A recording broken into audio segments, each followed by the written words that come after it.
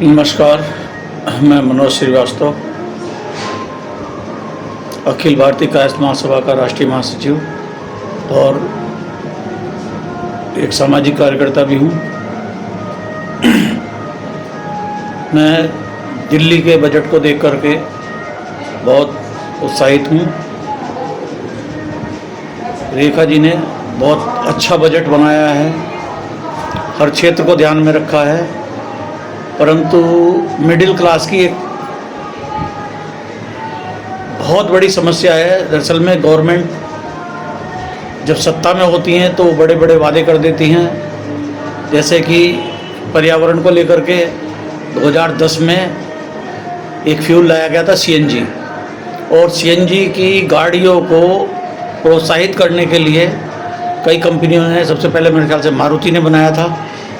और ये जो 4 पहिया गाड़ी है, वैसे टोटल व्हीकल जो दिल्ली में है वो तकरीबन 10 लाख के करीब हैं, इसमें 7 लाख व्हीकल आम जनता के पास में, और उससे जो लोग प्रभावित होते हैं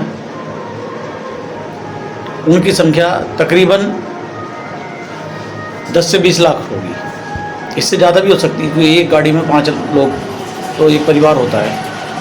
और गवर्नमेंट ने जैसे डीजल के लिए 5 साल, 10 साल, पेट्रोल के लिए 15 साल, और सीएनजी को इन्होंने ये कहकर प्रमोट किया था कि ये प्रदूषण रहित है, क्यों इसकी जो प्रदूषण का लेवल है वो तकरीबन 30% हो से।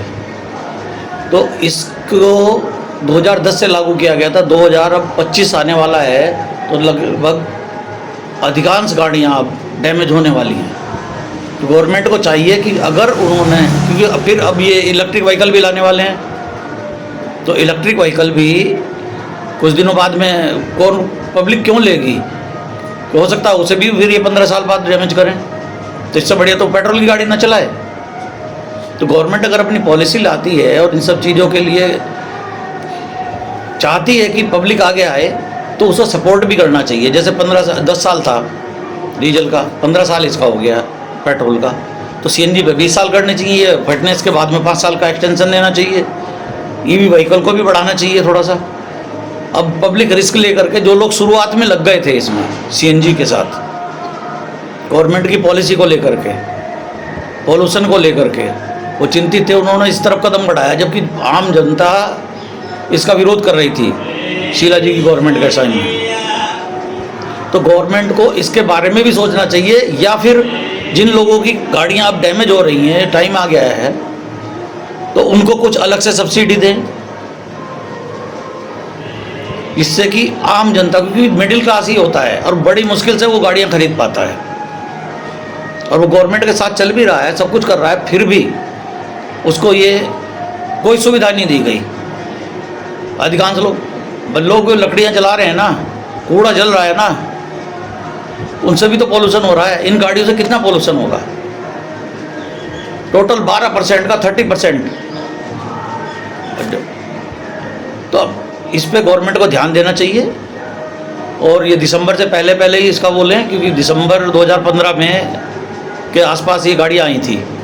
तो जिन लोगों की गाड़ियाँ ख़त्म होने वाली हैं उनको कोई राहत दी जाए। मैं बीजेपी गवर्नमेंट और मोदी जी से और नितिन गडकरी जी से भी ये रिक्वेस्ट करूंगा कि पब्लिक की समस्या पे भी ध्यान दिया जाए, क्योंकि आने वाले टाइम में इलेक्ट्रिक व्हीकल का भी टाइम आने वाला है, और लोग जा भी रहे हैं, उनमें ब्लास्ट भी हो रहे हैं, सब कुछ हो रहा है, उसके बावजूद भी पब्लिक सपोर्ट कर रही है। सब्सिडी का कोई फ़ायदा ही नहीं हो रहा था, वो तो यह था गवर्नमेंट के कर्मचारी खा जाते थे। सब्सिडी बिल्कुल बंद करें, डायरेक्ट सब्सिडी दें, जिससे कॉस्ट कम हो, और इन व्हीकलों को प्रमोट करें। धन्यवाद।